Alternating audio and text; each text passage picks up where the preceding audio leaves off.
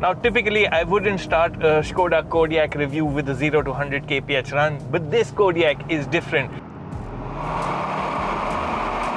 It's got RS in its name, which means there's a performance side to it. Yes, the Kodiaq has got the RS treatment too, but this is one of those offer valid till stocks last kind of deals. Let me explain. Skoda is bringing only 50 units of the Kodiaq RS to India, and all of them have been spoken for already. Yep, even before prices are out. If you're seeing the Kodiaq RS in action for the first time and like what you see here, you're probably already too late to get one. And with that public service announcement, back to regular programming. Here's what you're missing. I'll get to the changes outside and inside later in the video, because in true RS fashion, the real upgrades are centered towards making the driving experience better. Let's start with the engine. It's the same 2-litre TSI 4-cylinder turbo petrol unit that you get on the standard Kodiaq, but power has been up from 204 horsepower to 265, and torque now reads 400 Newton meters. That added power manifests in a more punchy, more ready, more eager SUV to drive. We recorded a 0 to 100 kph time of 6.83 seconds, which makes it a good few tenths quicker than the standard car, and roll-on acceleration times are better too. The VW Group's EA888 engine that powers the Kodiaq RS is an absolute gem. It really is one of the best 4-cylinder petrol engines out there. It's silky smooth in everyday driving, but is only too happy to change character when you prod it. There's a wide sweep of power from low down in the rev range to 6,500 RPM, and what only sucks you into the experience further is the sound that this engine makes. Now, it's not loud per se, and it doesn't have those pops and bangs and crackles that we just come to associate with performance-oriented cars. But what it does give you is a lovely snarl every time you press down on the accelerator pedal. And a bit of what you hear also comes through the speakers, but it doesn't sound unnatural, and I won't deduct any points for that. The quick-shifting 7-speed dual-clutch gearbox is also intrinsic to the driving experience. The dual-clutch gearbox is always on the ball. It is perfectly in sync with the engine, and also perfectly in sync with what you want of the engine. But for the full effect, you'll find it hard to resist the paddle shifters that are really responsive. However, the system isn't always willing to grant a high RPM downshift. Even so, the experience is good fun. To think about it, a similar powered EV just won't give you the same thrill. On the subject, if I can be perfectly honest, this level of power and performance is exploitable on our roads, and that's what endears me to something like a Kodiaq RS. Anything more powerful than this tends to feel over-endowed for our conditions. The RS badge isn't just about straight-line performance. Obviously, it's larger, heavier, higher than an Octavia RS, so won't feel as pointy or agile. But for something of this size, it is rather enjoyable to drive. Skoda has put effort into making the Kodiaq more exciting in the corners. Enhancements over the standard Kodiaq include the move to 20-inch rims, progressive steering that alters the ratio depending on lock, and adaptive dampers or dynamic chassis control in Skoda speak with 15 settings.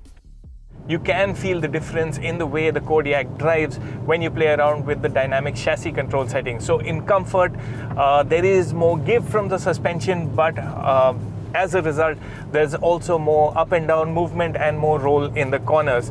But when you're out driving at higher speeds, you should move the dynamic chassis control to sport and more extreme modes. What that does is it arrests any unnecessary body movements. It feels more planted on the road, giving you more confidence both on the straight and in the corners. What's nice is that there are plenty of ways to set up the Kodiaq RS to your liking.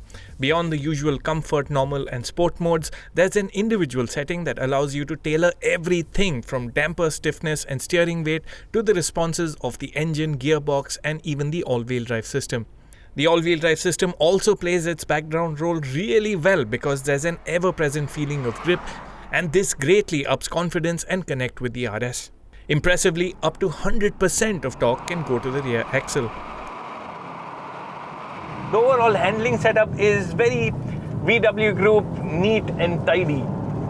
Steering feel is good, body control is good, and the grip levels are very reassuring throughout your drive. So actually this is a pretty big SUV that you can have quite a lot of fun with. What also helps the Kodiaq RS's handling experience is the inclusion of what Skoda calls XDS Plus.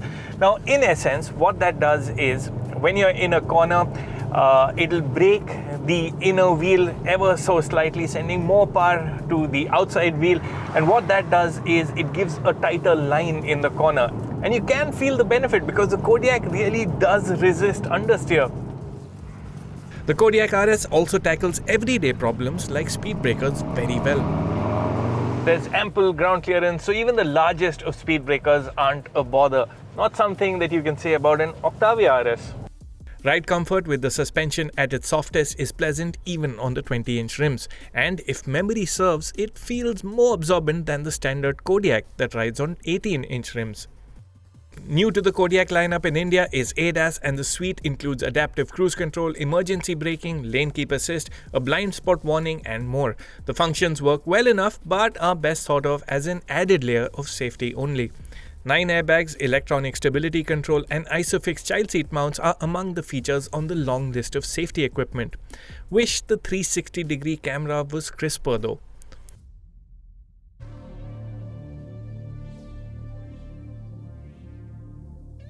Drivers will know that they're in a special Kodiaq, but the message is delivered to other road users in a slightly discreet manner. Sure, our test car's velvet red paint shade drew attention, but in white, black or grey paint shades, your biggest giveaway to this being an RS would be its larger rims. The RS sports a de-chromed look in which all shiny bits are finished in black, but a mid-spec Kodiaq Sportline gets the same treatment. Sportier bumpers, dual exhausts and RS badging do give the Kodiaq RS street cred, but only to those in the know. Props to the Matrix LED headlights that offer excellent illumination, and the welcome and goodbye signatures on the lights are also a cool touch. The Kodiaq's interior remains a highlight. The Kodiaq's interior was already a very nice place to be, and the RS specific touches on this car successfully communicate its sporty intent. Now, I really like this all black theme as a base to begin with. Then you have this ribbed metal like look on the doors and also on this winged element on the dashboard. Red detailing on the steering wheel. That red detailing also stretches to this upper glove box portion of the dashboard. But perhaps what makes the biggest difference to the look inside the cabin are these sport seats themselves up front. Now these seats are really comfortable, hold you well when you're cornering hard, and they also get ventilation, heating and memory functions. Drivers will find it really easy to get comfortable behind the wheel of the Kodiaq RS. There's plenty of adjustment at the seats, lots of adjustment at the steering, although it is still manual adjust. You'll also like the 10.25-inch digital dials. They get multiple themes and all are done very tastefully. Again, capture that sporty essence of the Kodiaq RS. The Kodiaq's dash itself is really nicely done and comes dominated by a 12.9-inch touchscreen. Now, it is a large screen by size, but it is very well integrated with the overall scheme of things. Nice to use, easy to reach packs in Apple CarPlay and Android Auto with wireless connectivity. Even the user interface is very nicely done. And one thing that really distinguishes the Kodiaq's UI is the fact that you get 3 physical knobs lower down. And the good thing is, while the left and right knobs adjust the temperature and can also be used for seat ventilation and heating, the center knob is actually programmable, so you can use it to switch between drive modes, adjust the blower settings or even the volume, and there are more functions that you can choose between.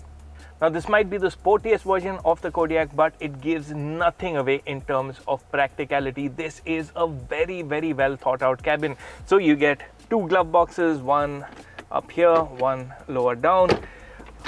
There's Two wireless charging pads over here, a large storage bay between the front seats with cup holders, and a massive box between the front seats as well.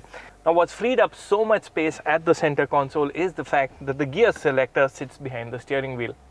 Among other storage spaces, you also get a very sizable front door pocket which comes felt lined, a really premium touch. Rear seat passengers will like their environment too. The comfort and practicality that I just touched upon at the front extends to the middle section of the cabin as well. I'll talk comfort first. Now, the seat itself nicely cushioned, and there is a decent amount of knee room at its stock position, but you have the option to take your seat a few inches back to really free up more space so you can sit in a greater degree of comfort. And yeah, the seat backrest can also be reclined by a couple of degrees. There's enough room for 3 passengers as well, but if the middle seat is not occupied, you can fold this large and sizable armrest down, which also packs in 2 cup holders, and you can also install this removable tray which gives you a bit more storage space. There's more storage at the doors, though there's no felt lining at the back. You get door pockets, and there's also a little pouch for your mobile phone, and you could also use your mobile phone or a tablet using this holder, which serves as a rear seat entertainment package, if you will. Features wise, rear seat passengers also get dedicated AC vents. There's a dedicated zone for the climate control system, and of course there's also this massive panoramic sunroof that lets in a lot of light on days that the conditions allow. On hot and sunny days, you'd prefer the sunroof shade shut and rear window shades rolled up. The third row isn't easy to get to, and space is tight for large adults. However, sit height-wise across the Kodiaq's 3 rows and you can reach a reasonable space compromise. When the rearmost seats aren't in use, they're best left folded down, opening up a huge 786 litres of luggage room. A space-saver spare wheel is packaged in too.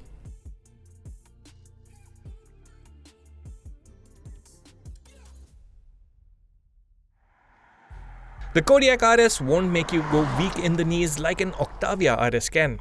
What it does successfully is pepper the premium and practical Kodiaq with more performance and driver appeal. It really is a wholesome package that will be an easy sell for the entire family. That still, you bring pricing into the equation.